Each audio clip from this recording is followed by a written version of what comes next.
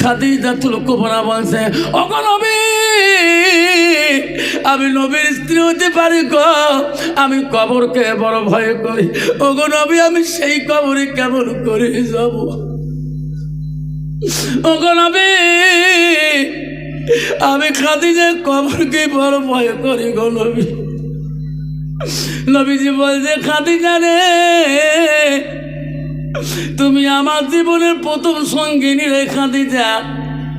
সিরিয়ার রাজত্ব তুমি পরিত্যাগ করে দিয়ে তবু আমাকে তুমি ভালোবাসা রাখছো। খাদিজা একবারও বলো, তোর দুঃখ যদি মরণকালে রাখো, আমার মনে বড় বেদনা পায়। হযরতে খাদিজাতুল কুবরা বলছে, ওগো সোনার নবীজি, আজকে আমি একটা তোমাকে কথা বলে যাই কি, আজকে আমি খাদিজা যদি কবরে চলে যাই, আমার খাদিজার জন্য আপনি কাফন কিনবেন না, আমার কাফন কিনবেন না। নবী বলছে, খাদিজা রে, আমি নবী গরিব থেকে কাফন কিনতে পারবো না। খাদিজা বলছে, না গো নবী, ও কথা বলি নাই। ওগো নবী, আপনার শরীরের জুব্বাটা, আপনার পাঞ্জাবিটা, আপনার কাপড়, শরীরের কাপড়টা যদি আমার খাদিজার কাপড় হয়ে যায়, ওই কবরের মধ্যে আমার আর ভয় থাকবে না। সুবহানাল্লাহ। নবী বলছে, খাদিজা রে, ও খাদিজা, তুমি চোখের পানি ফেললে আমি নবী বড় কষ্ট পাই। কিতাবে আছে, খাদিজার মৃত্যুকালের সময় নবীজি খাদিজার চোখের পানিগুলো মুছি মুছি দিয়েছিল। খাদিজা বলছে, ওগো নবী গো, ওগো নবী, আমার সোনা, আমার নবী, ও গো নবী। দ্বিতীয় কথা হলো, ওগো নবী, সাহাবাকেরা মাটি দিয়ে দিয়ে আমাকে সবাই চলে যাবে গো নবী, আমার কথাটা মানবেন কি? কি গো খাদিজা? ওগো নবী গো, ওগো নবী, সবাই চলে যেতে পারে, আমার খাদিজার কবরের কাছ থেকে আপনি চলে যাবেন না। যেরকম সুবহানাল্লাহ। এই পাগলা করতে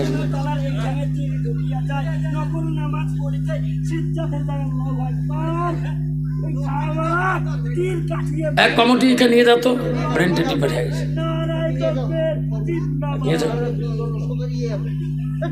একদম প্যানেলে বাইরে উঠিয়েছ। আমার সোনা সালমা বলে না, আমার বলে না, শুনে রাখো মা,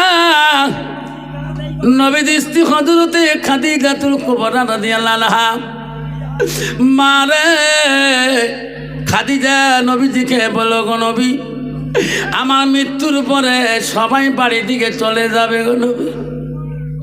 ওগো নবী, আপনি যাবেন না কেন? খাদিজা, কেন যাব না? নবী গো, আমি মনকে নকি জবাব দিতে পারবো না। ওগো নবী, আপনি আমার মনকে নকি জবাব দিবেন, আমি খাদিজা দিতে পারবো না, ওয়াদা দিয়ে যান। মা বোনেরা, নবীজি বলছে, খাদিজারে কথা দিলাম, খাদিজা, তুমি যা বললি আমি সব মানি নেব, আমি সব গ্রহণ করে নিলাম। খাদিজাতুল কুবরা ইন্তিকাল হয়ে গেল, নবীজি কবরের মধ্যে নামাইলেন, সবাই মাটি দিয়ে দিয়ে বাড়ির দিকে চলে গেলেন। আব্বারা মনে রাখবেন, শোনা, নিজের বাপটাকে মাটি দেওয়ার পরে দেখবেন সংসারে ঝামেলা বাড়িয়ে যাবে, বিবি বাচ্চা ঝামেলা বাড়বে। যতক্ষণ পর্যন্ত মানুষটা জানাজারা দেওয়া না হয়, অতক্ষণ মানুষটার গুণাগুণ আলোচনা হয়। লোকটা ভালো ছিল, বুদ্ধিমান ছিল, কবরে দেওয়ার পরে, জিয়ারত হওয়ার পরে, বাড়ি যাওয়ার পরে ওই মানুষটার গুণাগুণ করা আর মানুষটা সময় পায় না। জোরে বলেন ঠিক না বিঠি? সাহাবা কেরাম বাড়ি দিকে চলে গেলেন। আল্লাহ রাসূল খাদিজার কবরের পাশে কালি ঘরে, খাদিজার পাশে কালি ঘরে হযরত আবু বকর বলে, এই উমর, নবীজিকে খাদিজার কবরের পাশ থেকে কালি ঘরে। আল্লাহ রাসূল আলী ঘরে কান্দে, আল্লাহ, আমি আমি খাদিজাকে ওয়াদা দিয়েছি আল্লাহ, খাদিজার মনকীর্ণ কি সওয়ালের জবাব আমার দিতে হবে। আল্লাহ বলছে জিবরাইল যা যা আমার হাবিবকে বলিয়ে দে রে, যতক্ষণ আমার নবী খাদিজার কবরের পাশে থাকবে কোনো মুনকির নকির পর্যন্ত থাকতে পারবে না। যেরকম সুবহানাল্লাহ। ও জিবরাইল তুমি যা আমার নবী মুহাম্মদকে ওয়াদাতে খাদিজার ভালোবাসার জন্য থাকার জন্য আমি কথা দিলাম না জিবরাইল, আমি খাদিজার মুনকির নকির সওয়াল আমি আল্লাহ ক্ষমা করে দিলাম। নাই থাকবে মা বোনেরা, আম্মারা আজকে তোমার স্বামী, মা তুমি কবরে চলে যাবা মা, কোনোদিনও তোমার স্বামী বলবে না আমি তোমার সওয়াল জবাব দেবো। মা রে, নবীজির নবীজির বেটি ফাতেমাতুল জহিরা একদিন দোনো ভাইকে ডাকে ডাকে হাসান হোসেনকে বলে বাবা আসো রে, দোনো ভাই আমার কোলের মধ্যে আসো। দোনো ভাই কোলে নিলেন। হযরতে হাসান হোসেনকে ফাতেমা বলে আব্বা আজকে জন্মের কোলে নিয়ে শেষ করে দেই, আর মনে হয় কোনোদিন তোমার কোলে নিতে পারবো না। হাসান বলে মা এমন কথা কোনোদিন বলিস নাই রে মা, আজকে কেন এই কথা বলিস মা? ফাতিমা বলছে বেটা রে, তোমার নানা মারা যাওয়া কতদিন হয়ে গেল, আমি তোর নানা মৃত্যুর পরে আমিও মৃত্যুর শোকে পড়ে গেছি রে বেটা, আমি আর থাকতে পারি না, আমি তোর নানাজির সাথে দেখা করতে চাই। নাই থাকবে। হাসান হোসেন দুইবার কান্না শুরু করলেন। ওই হাসান হোসেনকে বলে বাবা আসো আমার সামনে আসো বাবা। দোনোটা ছেলে চলে গেলেন, দোনো ভাইকে গোসল করিয়ে দেয়। ওই সময় হাসান বলে মা আজকে এত সুন্দর করে কেন মা গোসল করে দিস মা? ফাতেমা চোখের বাড়ি ফেলে বলছে বেটা রে, আজকে তোমার মা রাতে শেষ গোসল, আর জীবনে কেউ গোসল করে দিবে না বেটা, তোমার নানাজি কবরে চলে গেছে রে বেটা, আমি আর থাকতে পারি না, তোমার জন্মের শেষ গোসলটা দিয়ে যায়। মা জননী রে নিজ হাত দিয়ে হাসান হোসেনকে গোসল দিয়ে দেয়। দোনো ভাই কান্দে। হযরত আলী বাড়ির দিকে আসলেন, দোনো ভাই দৌড়ি দেয়া হযরত আলীর কমর ধরে বলে আব্বা কেন বাবা কান্দো? আজকে মাও কেন আমাকে এই ধরনের কথা বলে? আব্বা কোনোদিন তো এই ধরনের কথা বলে নাই। আলী বলছে ফাতেমা রে, আমার হাসান হোসেনকে মালিক দুইটা তুমি কি বলছো, এত কাঁদছে কেন? ফাতেমা বলছে স্বামী গো, আমার হাসান হোসেনের কাছে আমি জন্মের গোসল দিয়ে দিছি গো স্বামী, আমি আজকে জন্মের আদর করছি স্বামী, আমি চলে যাব। আজকে রাতে যদি স্বামী চলে যায়, ওগো স্বামী আমার মক্কা মদিনার মানুষ যদি কেউ জানে না ফাতেমা ইন্তেকাল হয়ে গেছে। আলী বলছে ফাতেমা কেন তোমাকে মানুষ মাটি দেবে না? না না ওগো আলী রে ভাই, আমি এত পর্দায় ছিলাম কোনো বিগনা পুরুষ আমাকে দেখতে পারে নাই। ও ভাই আলী রে, আমার মৃত্যুর পরে কত বিদিন কাফের না সারা আমার চেহারাটা দেখার জন্য আসবে। কেউ যদি খারাপ নিয়েতে আমার পর্দা খেলাপ করে আসবে, আমি কাপনের ভিতরে থাকবো। কেউ যদি কল্পনা করে ফাতেমা এত লম্বা ছিল, চওড়া ছিল, এতটুক পেট ছিল গো ও আলী, কেউ যদি খারাপ কল্পনা করে আমার ফাতেমার জীবনের পর্দা দাম আল্লাহ দিবে না। নাই থাকবে। মা বোনেরা, আজকে আমি কতটুকু পর্দায় থাকি, যতটুকু পর্দা থাকা ততটুকু মুসলমান আমি থাকতে চাই না। ধরে কোন ঠিক না ঠিক? হযরত আলীকে বলে আলী আমার আব্বা আমাকে ডাকতেছে, আয় আলী রে আমি চলে যাব, কেউ যাতে জানে না। ও আলী তুমি নিবা আমার বেটা দুইটা নিয়ে চলে, কারে করি ওই কবরস্থানে নিয়ে যাবা আলী রে। হযরত আলী দুই চোখের পানি ঝরঝর করে ছেড়ে দিয়েছে।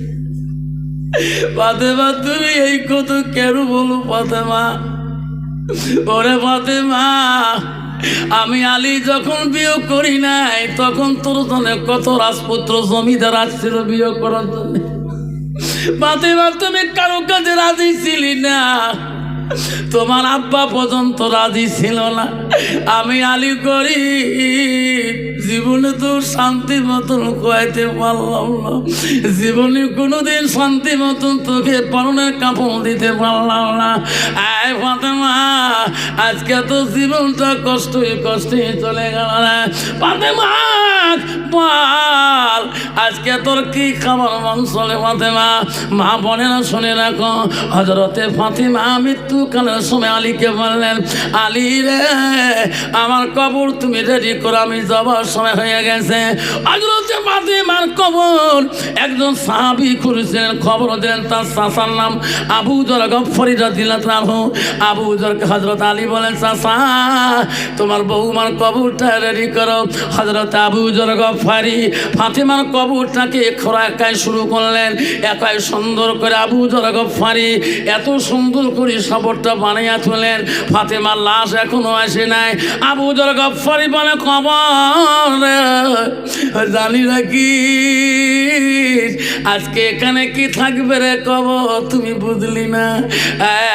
কবর আমি আবু যর গফফারী বলি, এখানে থাকবে রাসূলুল্লাহ আদরের কলিজার মানে হযরতে ফাতেমার কবর, তার সাথে তুমি বেয়াদবি করিস না। ওই সময় আবু যর আরো বলছে, কবর সাবধান, তুমি এখানে থাকবে সাতুল্লাহ গালিব হযরত আলীর স্ত্রী। ও কবর রে, হযরত আলীর স্ত্রীকে সঙ্গে বেয়াদবি করিস না। আবার বলছে, কবর এখানে থাকবে হাসান হোসেন আম্মা, হাসান হোসেন আম্মার সাথে তুই বেয়াদবি করিস না। কবর তুমি জানো না, আমি আবু যর বলছি এখানে থাকবে পৃথিবীর সব নারীদের সর্দারানী জান্নাতুল ফাতেমা। কবর রে সাবধান, ওই ফাতেমা জান্নাতুলের সাথে খারাপ ব্যবহার দেখাবি না।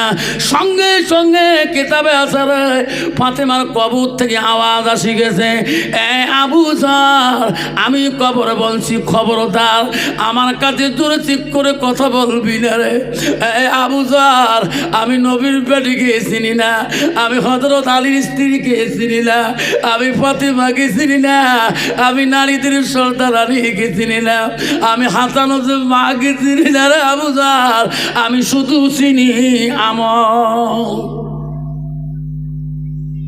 আবু যর।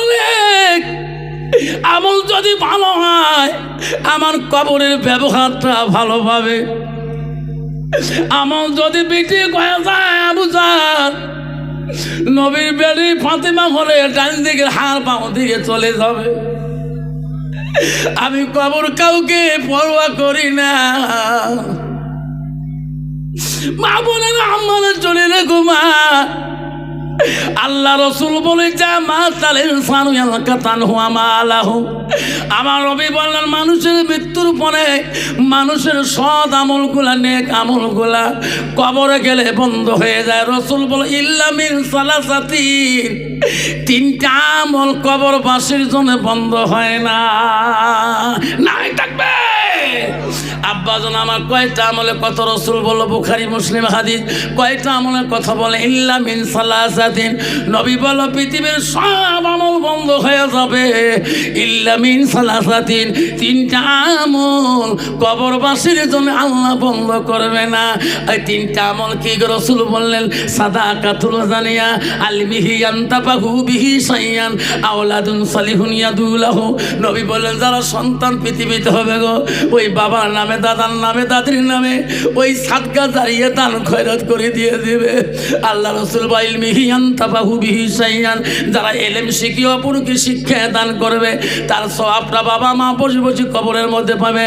আওলাদুন সালিহুন ইয়াদুলাহু, নেক সন্তান যারা হবে দোয়া খায় করবে বাবার নামে মার নামে, ওই দোয়াটা কবরে বসে বসে তার মা বাবা পাবে।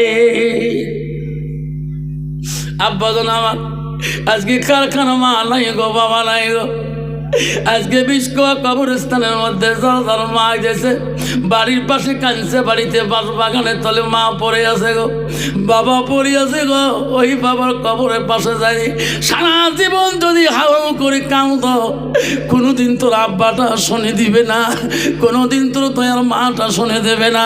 রসুল বলো ওই মার জন্য তুমি সাদাকাতুল জারিয়া হিসাবে, ওই মার জন্য তুমি সাদকা জারি হিসাবে যদি তুমি ওই সাদকা জারিয়া দান খয়রাত করে দাও, তোর মা যেখানে থাকুক না কেন ওই স্বভাব কবরের মধ্যে পাইবে। সেই জন্য বন্ধুগণ আমার, আজকে বিষ্কোয়া কবরস্থানের জন্য আজকে কারখানা মা নাই বাবা নাই। আমি এখন চলে যাবো, বাবজান এবাদুল্লাহ সাহেব আসবে, তারপর আখিরি মোনাজাত উনি করবে। উনি হলো মুসাফির মানুষ। রসুল বলছে 3 ব্যক্তি দোয়া বিফলে যায় না, বোখারীর হাদিস। 1 নম্বর হলো মুসাফির, যারা মুসাফির হয়ে আসে। 2 নম্বর মজলুম ব্যক্তি দোয়া। 3 নম্বর মা বাবা দোয়া। আমি তার আগে একটু দোয়া করতে চাই। আব্বারে কারখানা মা নাই বাবা নাই, আজকে আমি দেখতে চাই গো মা হারা সন্তান কাই কাই গো। হাতটা আমাকে দেখাবেন, হুজুর আমার মা নাই আমার আব্বা নাই, হুজুর আপনি একটু দোয়া করে যাবেন। ইবাদুল্লাহ সাহেব দোয়া করবেন সেই মান জন্যে, আজকে সেই বাবাটার জন্যে, আজকে এই কবরস্থানে ভালোবাসায় গো। আমি বাবা শোনার না 10টা বাবার কাছে হাত জোর করি বলি, আসুন কোন বাবা আছেন রে ওই মাটার জন্যে বাবাটার জন্যে। 10টা বন্ধু পৃথিবীতে 10 জন সাহাবীকে আল্লাহ রসুল বলছে আল্লাহ জান্নাতে সার্টিফিকেট দিয়েছে। 10 জন বন্ধু যদি সর্বপ্রথম কমিটির মধ্যে হোক, জনগণের মধ্যে হোক, ওই মাটাকে কবরে শান্তি রাখার জন্যে, বাবাটাকে শান্তি রাখার জন্যে আমি 10টা বন্ধুর হাত ধরে মোলাকাত করে দোয়া করে যাব চলে। বেশি না, বাপজন কবরস্থানের জন্যে 5টা করে 1000 টাকা। আমি একটা বন্ধু সর্বপ্রথম আছে গো হুজুর, আমি 5টা 1000 টাকা আমি এই কবরস্থানের জন্যে। আমি 10 জন সাহাবীর মধ্যে প্রথম সাহাবী জান্নাতে সার্টিফিকেট পায়, সে হলো হযরত আবু বকর সিদ্দিক। বন্ধুগণ আমার মা বলে না 5000 টাকা আজকে এই কবরস্থানের জন্য। একটা মা হারা সন্তান, বাবা হারা সন্তান, দাদা হারা সন্তান, দাদি হারা সন্তান। আজকে এমন একটা নাতি আছে গো হুজুর, আমার দাদা নাই, দাদি নাই, মা নাই, বাবা নাই, নানা নাই, নানি নাই। আমি 5টা 1000 টাকা আজকে বিষ্কোয়া কবরস্থানের জন্য আমি সাদকা জারিয়া করে দিলাম। আছে একটা বাবু কি আছে সর্বপ্রথম, আজকে দিতে না পারে নামটা লিখে দিয়ে যাই, খাতা বাইর করেন। হামিদুর মোল্লা সাহেব খাতা বাইর